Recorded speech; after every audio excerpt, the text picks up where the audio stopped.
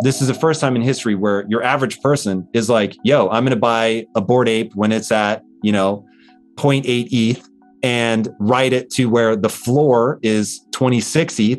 And it's like that's game-changing wealth for somebody.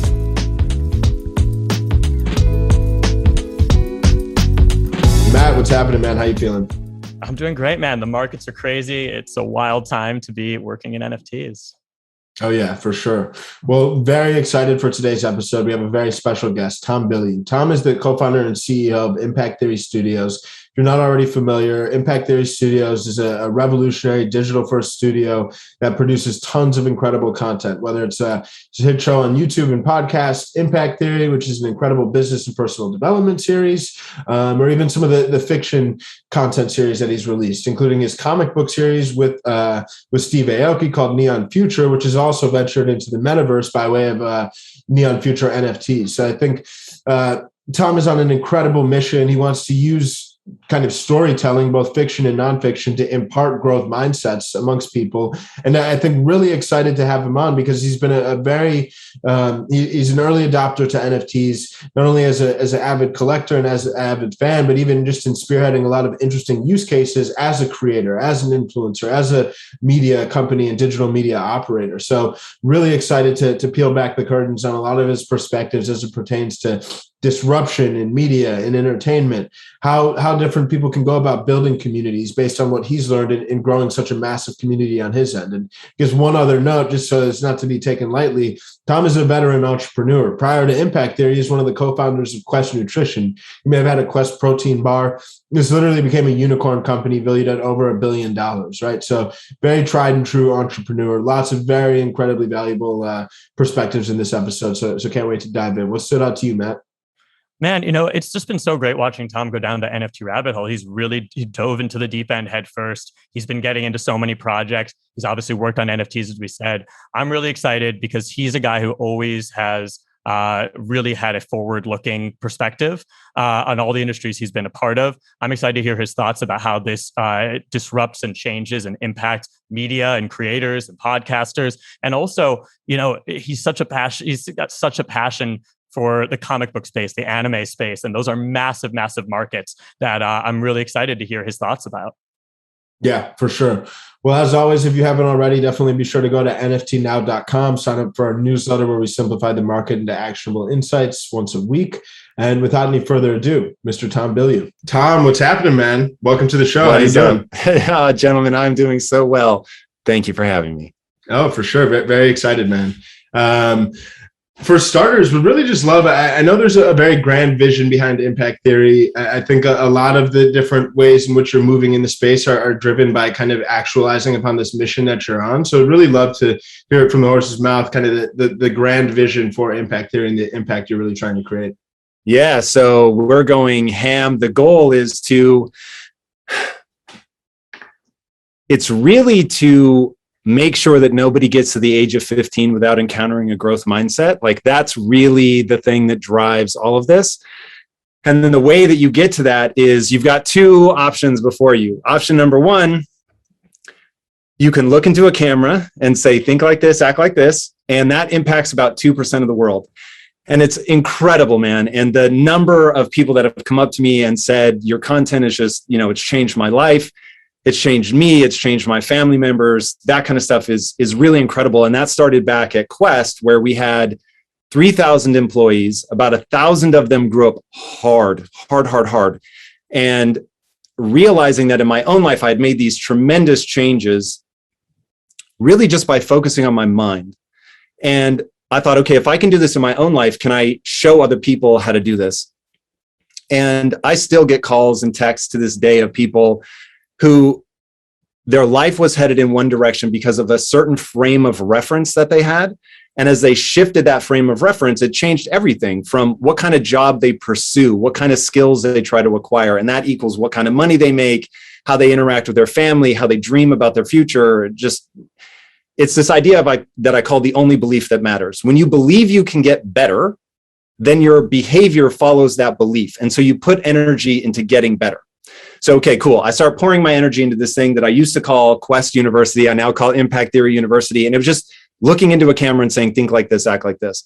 And because that only impacts 2% of the world, I became obsessed with what about the 98% and how do we reach them? And what do we do to ensure? And in the beginning, if I'm honest, I hadn't yet keyed in on the idea of 11 to 15 and what's called the age of imprint, which depending on where you guys want to go with the show, we can go into that, but I'll skip it for now.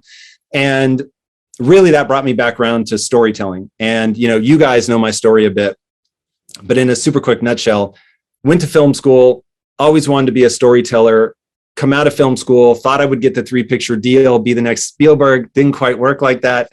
And I meet these 2 very successful entrepreneurs and they say, look, you're coming to the world with your hand out. And if you want to control the art, you have to control the resources. So come with us and get rich. And I was like, word, let's do it. I thought it would take 18 months. It took 15 years, but it worked. And in that journey of 15 years, I developed a really strong why. Why am I telling these stories? And it was to help that 98%. And so every story that we tell, we embed mindset. And it's really all about the growth mindset, making sure that people's frame of reference is one that leads them down a path of getting better at whatever they want to get better at. And so we were really looking, when I founded the company, I actually said to the team, I said, look, our job is to stay in business long enough so that we get to a moment of disruption that's so great that we can leapfrog ahead of some of these legacy institutions. So we're trying to build the next Disney. You're going up against somebody that's got a 90-year head start, billions of dollars in IP, billions of dollars in revenue. And it's only going to be in a real moment of disruption that you're going to be able to really make moves. And so that moment ended up being NFTs.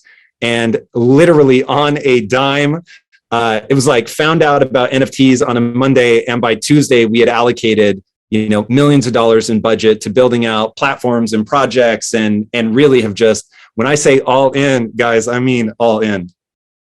No, so, but yeah, that's the theory. I think that will ultimately introduce people to the mindset through characters, stories, projects that they just love on a visceral, emotional level. And then it delivers that nugget of wisdom around a growth mindset in a way that's palatable. Yeah, no, we'll definitely dive into a lot of the NFT related stuff, but just want to take a step back too, because I really love how you're using storytelling in media, both fiction, nonfiction, to really impart empowering narrative and use that as a mechanism to drive societal change and progress. And I think it even kind of resonates with us too, because kind of one of our underlying missions with NFT now is really to empower the creators of culture. Obviously, there's kind of a seismic shift with NFTs and how that brings power back to the creators and their communities without necessarily the reliance on a third party that might just be trying to leech value along the way. So I think it's really cool to see, and I've always been a fan and super excited to see how it continues to grow and prosper. But in that vein, like when you mentioned that like hard shift of the Titanic or the impact theory speedboat rather, what when you say all in on NFTs, like how is NFTs and the technology impacting storytelling from your perspective, either kind of right now or even just the vision going forward, so that way you can really bring that mission to life? So I'm old enough to have lived through the boom in the 80s when you could advertise to kids on commercials of cartoons. And so you saw, it was called selling from the shelf. So you would launch He-Man, G.I. Joe, 2 of my favorites, on the shelf and then tie it into a show.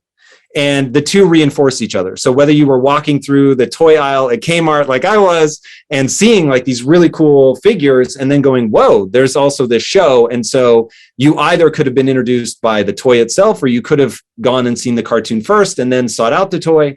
And so it was this incredible time where you had the ability to attract amazing talent because there was so much revenue. And then they changed the laws. And I don't feel that it was bad that I was marketed to as a kid, so I may be a little flippant about these laws. But it really hurt the amount of talent that poured into that space. And so it's just a very different time as we went through, the 2000s, where it was shifting more towards an adult audience. There wasn't as much money being poured into kids' entertainment. And because you lost that ability to really get the synergy between the product and the entertainment. And so now as you're launching NFTs, that's the new selling from the shelf. That's the new product where you can launch Bored Ape Yacht Club first and then tell the story over time. Or you can, we're recording this when they just announced that Punk sold the I think merchandising rights. And so you begin to see how you can launch this thing first that is this sort of weird hybrid of collectible, investment vehicle, possible entertainment down the road. And by the economics of the situation, enough money pours into a project that if they make $2 million on launch, they can reinvest that into the infrastructure that they're going to need to tell these stories. And so now, instead of having to make a toy, which is actually quite expensive, you can do an NFT, which you can do relatively cheaply compared to something physical, launch that company, essentially launch that brand, and then tell the story as you go. So it's completely changing the economics. We just saw the Mutant Ape Yacht Club did what, $96 million in an hour. So it's like, dude, it is literally unprecedented. And so my hypothesis is that there are only two ways for a project to sustain. You either become so valuable financially that you can build a real community and people just glom on to what it means to be in that community, Bored Ape Yacht Club, or you get so good at telling a story that people are getting this double-sided value of, I like the collectible, it's going up in value, but I also have emotional resonance with the IP itself and the story that's being built behind that. And so our bet is on that. So all the projects that we're doing, part of the roadmap is a huge investment into the story. It's, hiring writers. It's really building out that IP over years. And because we're a company, we can afford to do that, right? We're not, no disrespect to the two artist teams where you've got a coder and an artist. It's amazing, but it's like knowing what it takes to run a business, for 3 to 5 years. It's like, that's a whole different beast. And so we're focused on that long-term value creation through the story. Makes total sense. And, I love that you brought up, Bored Ape Yacht Club, which obviously has a fanatical community behind it. CryptoPunks, which has a strong community and a legacy as well. They have done a good job of articulating that story. I'm curious, you obviously have built a massive community yourself with Impact Theory and your own personal brand. So I'm curious on two questions in one. One, what are your thoughts about how NFTs empower creators to engage and enrich their communities? And B, what sort of advice would you have for artists and NFT projects who are looking to build a sustainable, engaging community? So number one is, we're living through a transition. And this is what had me so giddy before we started rolling. It's like we're living through a foundational change in the economic structure of creative projects. And you're now in a space where the community is going to share in the profits of projects. And so they're able to place a bet on something and say, hey, I really believe in this creator, or I really believe in this piece of art. And so I'm going to invest by buying a piece, and the creators get that initial lump sum, and then obviously take royalties as we go. But if it goes up in value, I make money. And so now I'm rewarded in a way that is just deeply human, right? There's no way to extract the economic value of NFTs from the community aspect. And while I hope that things settle out, that most people are in the game for the holding and the being a part of the community, it's really phenomenal that at different points in somebody's life, they can say, you know what, I'm going to take my gains in this one, I'm going to exit, or maybe I bought 2 and I sell 1 and I keep 1, and for them to be able to participate in that. And for all of us to be able to get rewarded for being a tastemaker is extraordinary. And it's creating a feedback loop of, I've been around long enough to have seen a lot of sort of different movements and different cycles, and I've never had more fun in business than I'm having right now. And I'll say that again. I've built $1 billion company. I've had $1 billion exit, and I've never had more fun than I'm having now. And part of that is that my team is going to be able to benefit, right? So if we do a drop, giving them access to that. If watching the community do well off of this, I'm just wired for that. So seeing people bet on me, believe in what we're doing at Impact Theory, want to support it, and now have a way that doesn't just benefit me, but echoes back into the community. So that shift, that is going to change things so fundamentally. I don't think people really understand that economic shift will keep rippling. So I'll give you an example from one of my own employees. Got in at the right time on a project. I forget which project it was, but if he were to exit now, he spent, I don't know, call it $1,500. He could exit now for $100,000.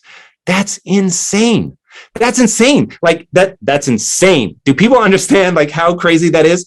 That we're talking over 4 weeks. So anyway, that feedback loop between creators and community, it will change everything. Completely agree. And, given your experience in obviously, the media side of things and podcasting, I'm curious to also hear, like, what do you feel are some of the leading use cases in media and entertainment that you see? Like, how do you feel that media entities, whether they be film, comics, podcasts, et cetera, are going to leverage NFTs going forward? So the smart way to do it is you are leveraging it as a key, I think, is probably the easiest way to think about it. And so here is my favorite example. I want people to extrapolate from this because I don't just mean this, but this will give you an idea. Let's say, gentlemen, that the three of us are walking through Decentraland together. And I'm like, oh, snap, there's an Impact Theory logo on this wall. You guys are like, what are you talking about? There's no logo on that wall. And I'm like, there is for me, because I'm holding an Impact Theory NFT of some kind. And so now you're like, oh, wait, it's not actually just a logo on the wall. It's actually a door. Oh, I can go through it. But you guys try to go through the door and you can't get in. And now they're inside this exclusive Impact Theory moment, whether it's a game that you can play. Did you guys play the Mutant Ape Yacht Club arcade game? I did. Yeah. It was so dope. I thought that was such a cool little integration. Oh my God. Yeah. I was like, oh my, I have to do something like this. So cool. I couldn't beat it though. I also have not beaten it yet. So I think it's gone. Did I think it only existed for 3 days. I'm almost certain. So, but like, dude, A, yes. And B, that alone was cool. But now imagine that we were walking through Decentraland. I was the only one that could go in and play it because I had that in my wallet. And then let's say that I play it and I beat it. And now I get something for that. And that something maybe unlocks something new, or it gives me access to an early drop. Like right now, I will tell you guys watching Mechaverse? I'm not. Oh my God. So this, I would say this is alpha, but they are so popular already. And all they've done is launch a teaser. This is like the antithesis of alpha. I'll take the beta. Yeah, this is hard beta. Their project looks so cool to me. And when you have a moment like that, where people are flooding into the Discord, and I think in like the first 24 hours, they added 20,000 people to their Discord. Wow. They have now, I think 25 or 27,000 as of this morning, maybe more now. And you can imagine if they have a 10,000, unit project, you can't even get one to all the people in the Discord. So let alone people that aren't in the Discord, but think that it's a hype project. So now it's like, well, what's my key? What are you doing? Like Artifact last night, I don't know if you guys saw it, they did an airdrop. And just all of a sudden, I was getting lit up by the guys on my team. They're like, yo, Artifact is doing a drop.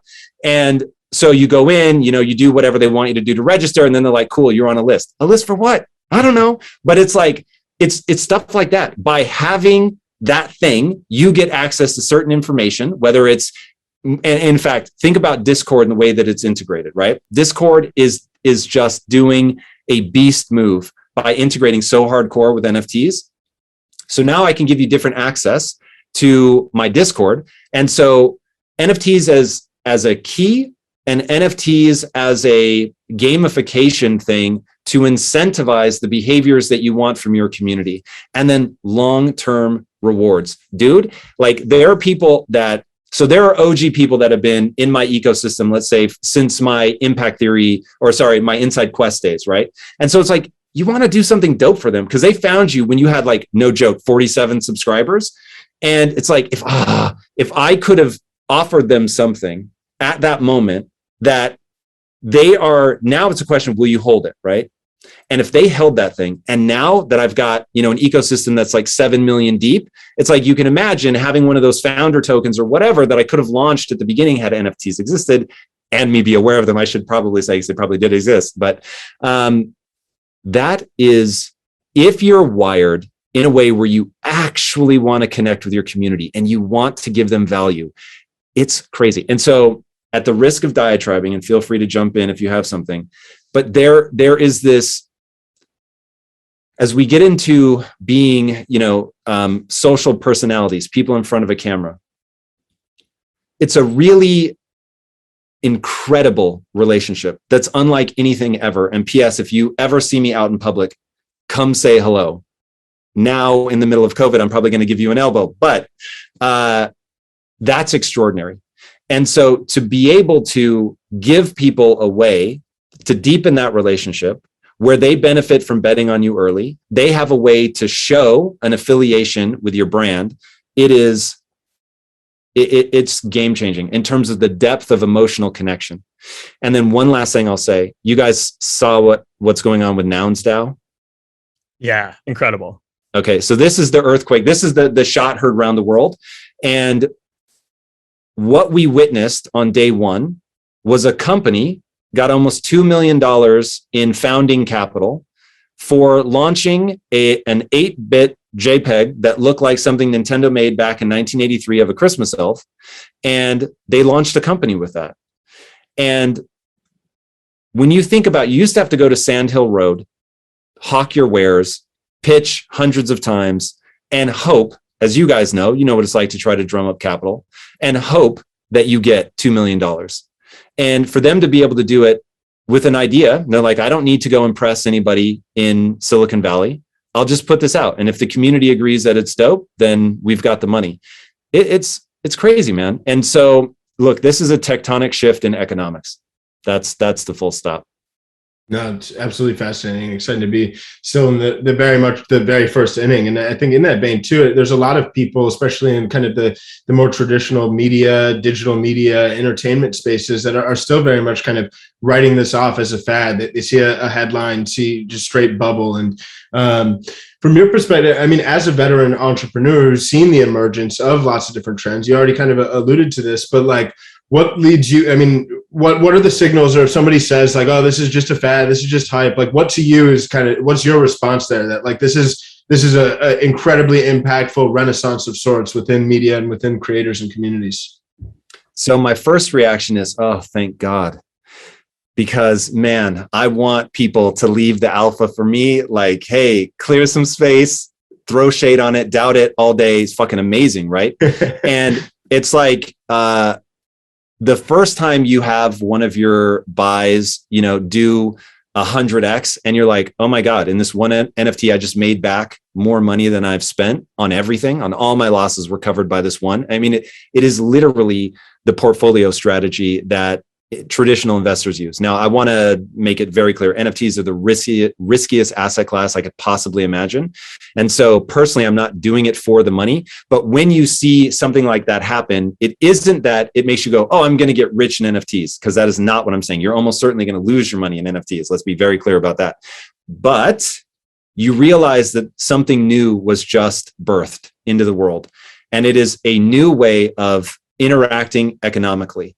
And so that's what I find fascinating. So that's my first reaction. My second reaction is I have a moral obligation to get in front of the biggest platform that I can find, that I can build, and tell people what's going on, because I want to see other people win.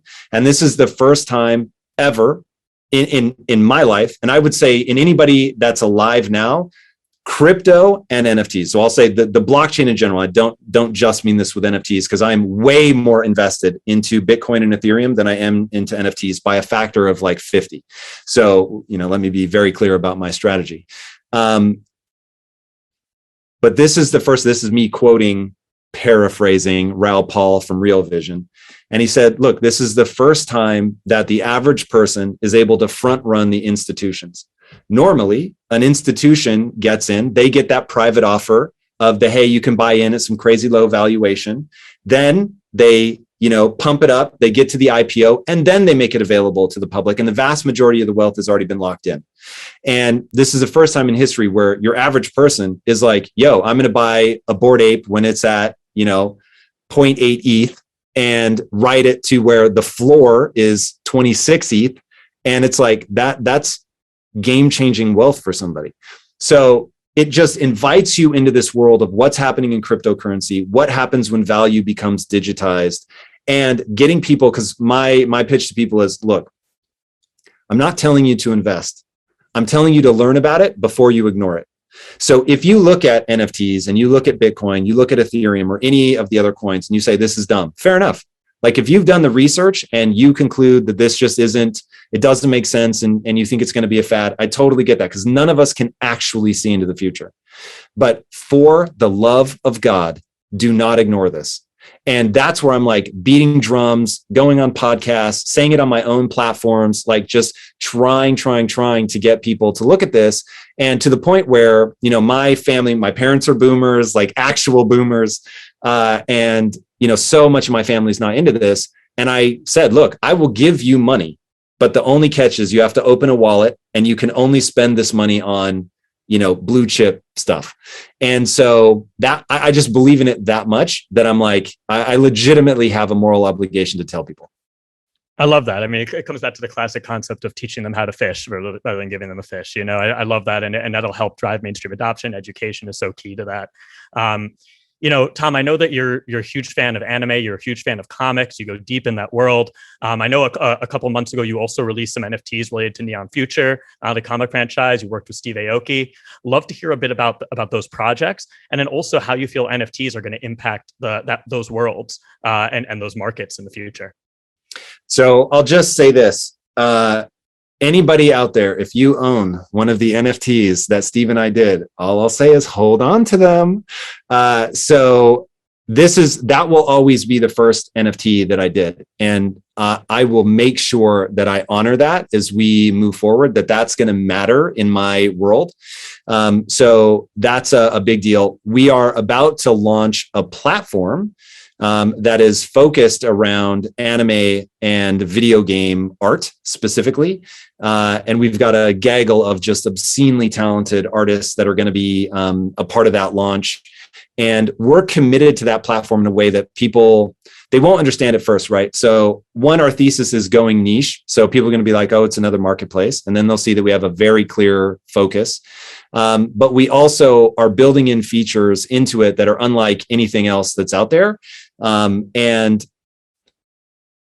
I think if people understand how important that community is to me to reach that 98% of people, to make sure that nobody gets to the age of 15 without encountering a growth mindset, they'll understand why I'm like, that's one of those, if it starts slow, if at year 2, it's, you know, we're still just trying to get the momentum, I'll keep going. Year 4, year 5, like it is something I believe in so much that we're here for the long haul. The technology is going to get better and better and better. We're going to bring on bigger and bigger artists and, you know, start doing things with brands. So that's a hardcore long-term play. And then we also have, so everything that I put my name on, just know I'm going to back this up forever. Like if 7 people buy it and everybody else paper hands it, those 7 people are going to get fucking rich because, not financial advice, but we will be so aggressive into building those things out long term that it will be dizzying for people. So we've got a just straight up story that we're launching. I can't reveal the name or the theme yet, that we've been working on now for months and months. It is fucking incredible. The art is insanity. And what we've had to do from a tech perspective to pull it off has been quite the lift. But that'll be dropping in November.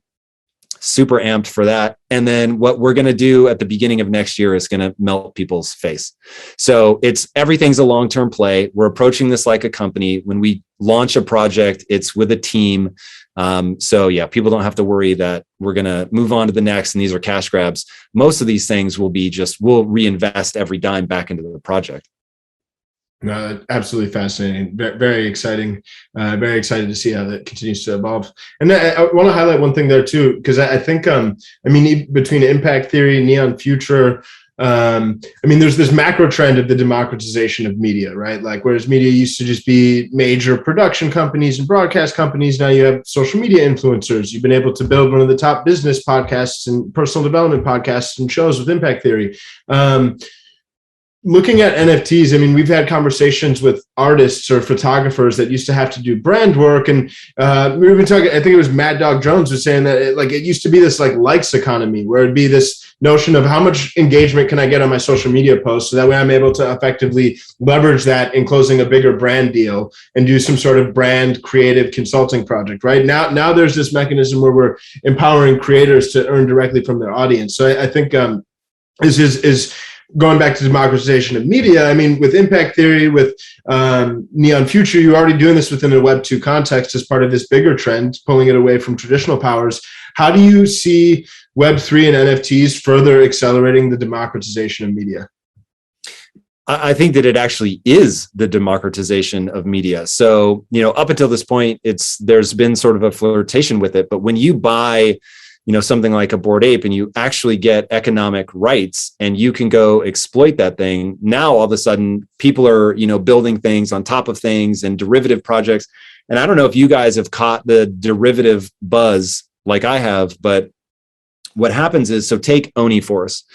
The fucking aesthetic just blew me away, right? Loved it, knew I wanted to be a part of it from the jump, got my Onis, and because I feel an emotional attachment to them, when I saw people doing derivative projects, I was like hitting the artist up and I'm like, yo, fucking mint that.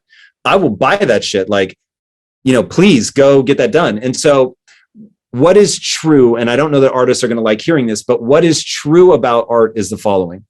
In fact, I'll use the X-Men. All right. So in the X-Men, there is that, I think his name is Firestarter, but to be honest, I don't remember. But he can't create fire, but he can manipulate it. And then there's people that can actually create the fire. So their artists are the same. There are some artists that can create the fire. They can come up with a concept. They can bring it to fruition. They can think of a character that's never existed before. And we're all blown away by that.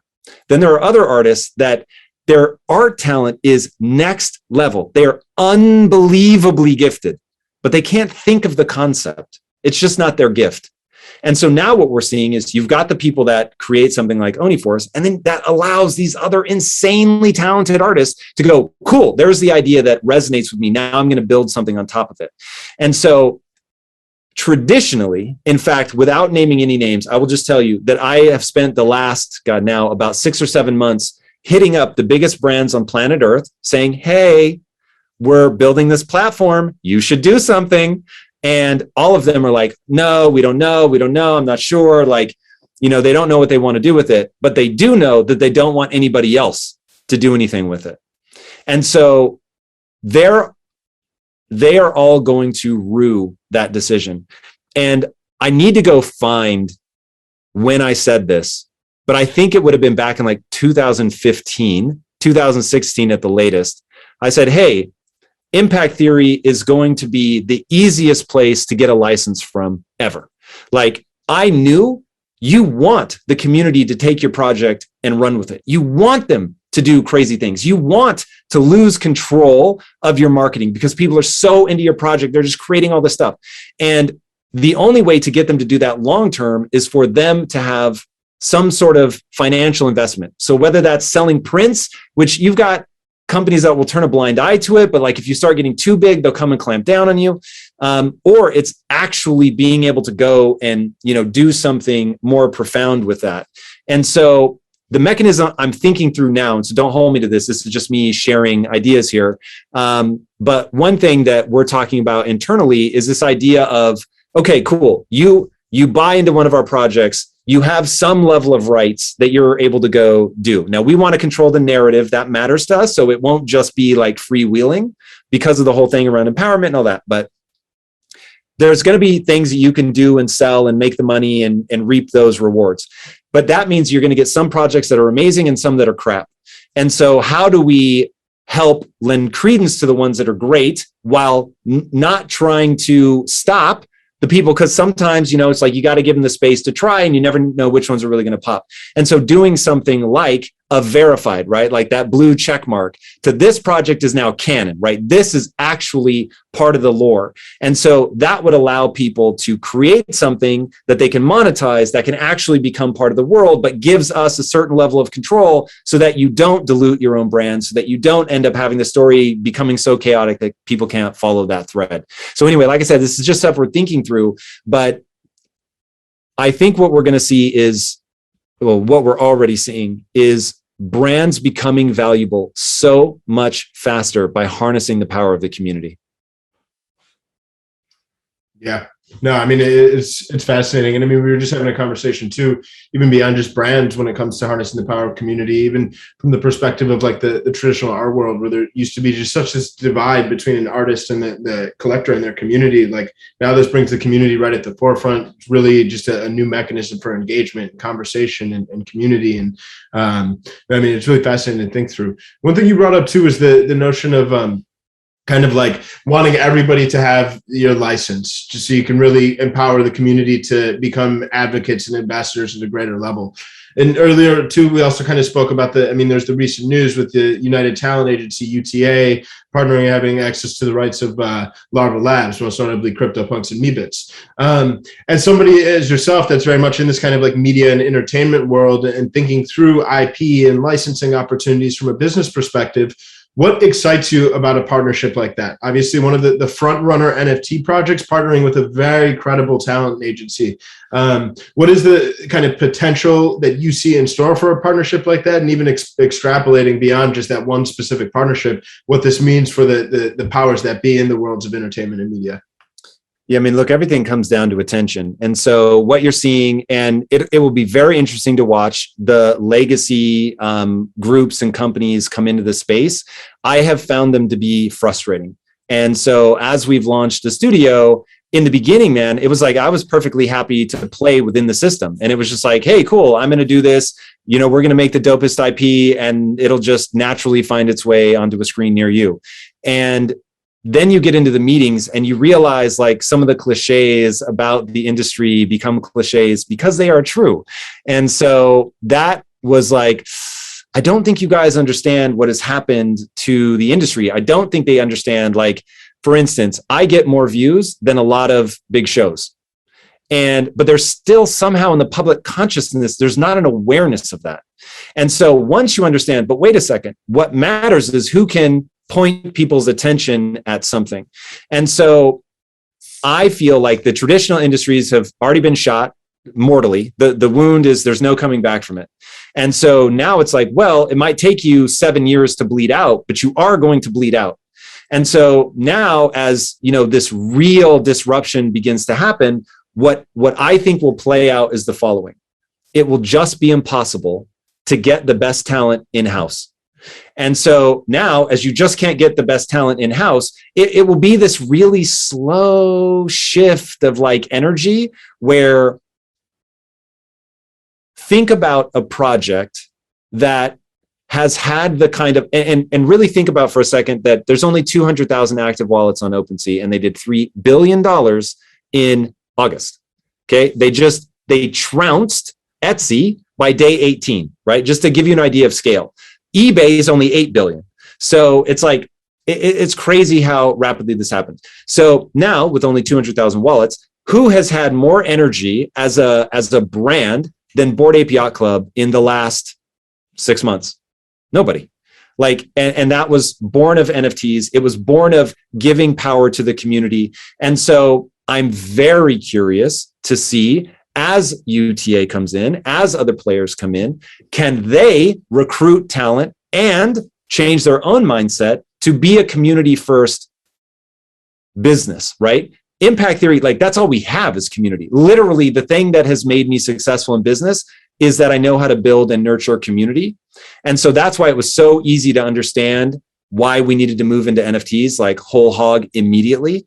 Is like, oh, this is a thing that's good for the community. Yep, we're in. I don't know if they'll be able to do it. So I think what's going to end up happening is this just truly becomes democratized. It's, 15 or 20 projects like Bored Apes, like, it'll be interesting because Larva Labs they have built extraordinary things, and I would not bet against Larva Labs. So I'll be very curious to see if in the negotiation, they made sure that everything that happens moving forward is anchored to community.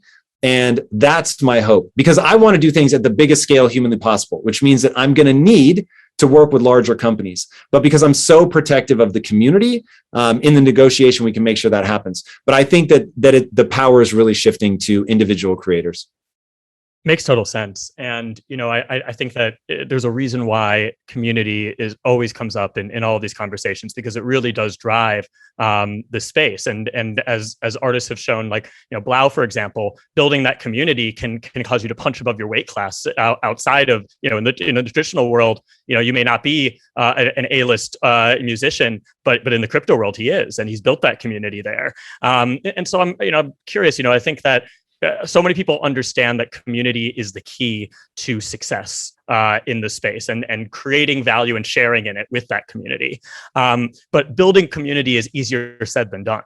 And you've done a really good job of doing that. So I'm curious, for artists or creators who are looking to enter the NFT space, what advice do you have for them as to how to build sustainable and engaged community? There's literally only one secret. You have to make their life better. So my whole thesis when I decided to step in front of a camera, which is not my natural state, I never thought that I would be doing this, is I realized, oh, wait a second, I have this magic trick. I can explain what I did to my own mindset, and I can show other people how to do that. So put me in front of the camera. I'm highly verbal. I feel like I could build an audience of people where some percentage of them, because I know that the things that I teach actually work, some percentage of them will believe that I changed their life profoundly. And my goal, this is in the early days, my goal was to, when I go to pitch something at Netflix, that I wanted people standing in the parking lot with signs saying, I'll watch anything by Impact Theory, so that they understood that I could mobilize people. Now, obviously, as I worry less about going in and pitching and instead trying to do things ourselves, I just think more about harnessing that energy inside. But if you make people's lives better, you have a community. If you fail to make their life better, you don't have a community. So you could make their life better like you guys do with Alpha, by bringing, a higher brow approach to NFTs. You could bring value in the way that I do, which is, hey, here's how the brain works. Here's how your mind works. If you think like this and act like this, you'll improve, and people watch their life improve. It could be you're funny. And, I'm sure we've all lost an obscene amount of time on TikTok, just the motherfuckers that are funny. And you're like, damn, like, this is entertaining. Who would have thought this kid in Ohio is this funny, doing shit in his fridge? And you're like, what? But nonetheless, it's super entertaining, and it makes your life better.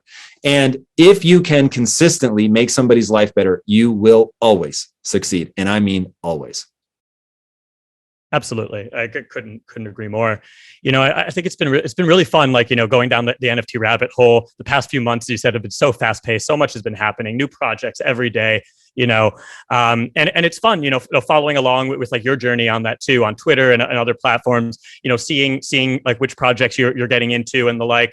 As a collector, like how do you sort of evaluate which NFT projects you want to support? And I know you mentioned Oni Force, but are there any other artists or projects that you're particularly excited about right now? I could not be more obsessed with Mechaverse.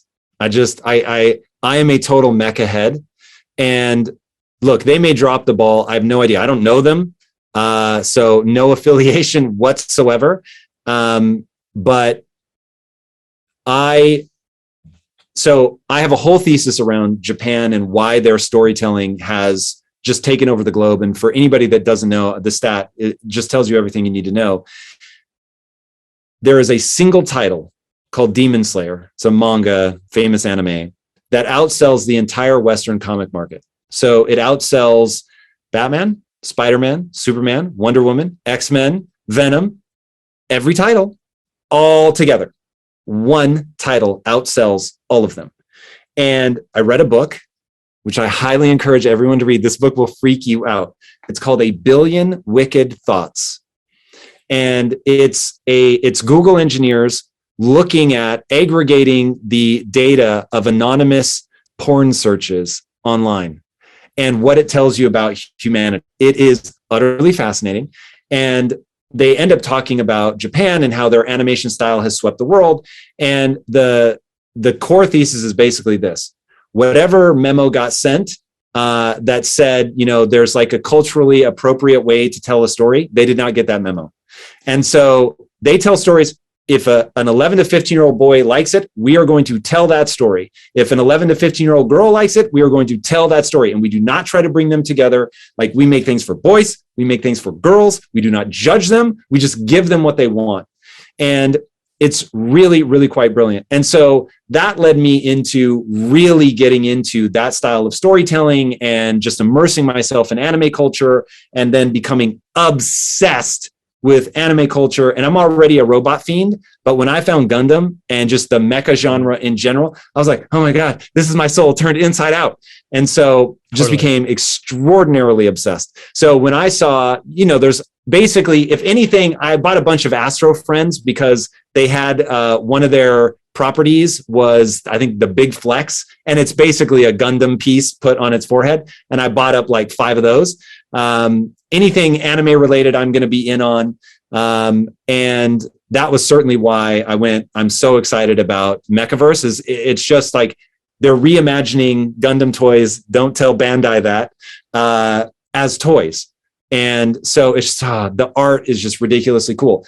Now, whether they do something, with the community is a bigger question. All right. So that's my aesthetic thesis. The thing that I really get hardcore about is either is there energy flowing into this project? Because there, at least you can find out if you're seeing that purchase pattern, like right at that elbow of the curve, and you can catch it at that point, then you can certainly do a good flip on that, if nothing else. And then I look for people that I believe will deliver long-term value. And so I am, we talked earlier about, people fudding what's going on with NFTs and are we headed towards a bubble? And I say this with respect to people. I feel bad for anybody that never invest more money than you're prepared to lose. And I don't want to see anybody left holding the bag. But in all honesty, I would love it if we had like a nice big dip, because I'm so bullish long term. So if it goes down, I'm blue chipping all day. I'm fucking snatching up punks. I'm going after more apes. Like I would just go fucking crazy. And so that, because, now you're talking blue chips, now you're talking long-term value. Now you're talking, what does it mean? Now it's understanding human nature and what are going to be the pieces that, give you the flex. And like when people started talking about, there's a lot of hacks, you need to get this stuff into your off site on a ledger or something like that, into a cold wallet. That was the word I was looking for. I didn't want to. And I didn't want to, only because I misunderstood the technology, but I didn't want to because I was afraid you can't see then what projects I like and what I've picked up and what good grabs I've got. And dude, I'm not like hyper prone to that kind of stuff. Like I don't worry about flexing or anything like that, but it isn't so that I can dunk on people. It's like, look at what I'm a part of. Look at the groups that I belong to. Oh, you're one of those too? Like, and which one I picked. Like, that's another thing. Like, this one matters to me. I went for this one. And all of that social signaling is real. So you can argue against it. You can say it's dumb, but it is real. That's how a certain subset of humans are wired. And I'm hardcore wired for that. So to put a neat bow on that, anything anime focused, anything with ultra sick art, and anything that's either blue chip or I really believe in the team and the roadmap. That's amazing, man. Well, really appreciate that, Tom, and really appreciate you coming on today. I think there's tons of amazing stuff that we learned, and it just gets me really excited about the future of the space and everything you continue to do, especially how you're really trying to leverage the technology as a mechanism to really impact people's lives in a positive way. So here's to you, man. Thanks for coming by today, Tom. Thanks for having me on, guys. It was wonderful. All right, see you soon. Man, that was an incredible episode. Really enjoyed speaking with Tom. I think very experienced entrepreneur, understands that there really is this massive shift that's happening across different industries. And I think especially, he's deep in when it comes to media and entertainment, and has already been tackling it from an innovative angle. So this technology and NFTs really do enable him to kind of accelerate his mission and be at the forefront of what does it look like for a modern media company or a modern creator to really lean into this. And I'm very excited to see him continue to set a precedent and push it forward on his own projects, and then even beyond that too, just given his experience as an entrepreneur and businessman, just kind of getting his take and perspective on the market overall. Really inspired and excited coming out of that conversation. What stood out to you, Matt? he just gets it. Like, you know, he just has a real understanding and a finger pulse on just how seismic, that was the word he used to describe it, how seismic a change this is. This isn't just one, you know, new vertical or one new technology. This is going to disrupt everything. I know that we at NFT Now believe that. And it's so validating to hear someone with his pedigree confirming those thoughts and feelings. You know, I loved hearing his thoughts on how this, you know, fundamentally redefines the business models for so many different fields. You know, when he talked about, you know, all of these traditional old businesses bleeding out, like I felt that, you know, and you know, it was really great to hear his thoughts too around projects in the space. I thought that he gave some really sound advice for new people coming into the space. I think he really spoke to that very well. I think a lot of us have experienced that too, whereas as the markets have risen, it's like people are asking about it. How do we help them hold hands and show them how to get in there, but also do it in a way that, you know, doesn't put them at too much risk? I thought that he was pitch perfect on all those notes. So it was just a great conversation, and I really enjoyed it. Yeah, well, likewise. And I think, as always, if you haven't already, we'd really appreciate it if you guys left a review for this podcast, wherever you listen to the podcast. And we'll be back next week. Got a lot of exciting things in store. So appreciate your continued support. And until next week, we are out.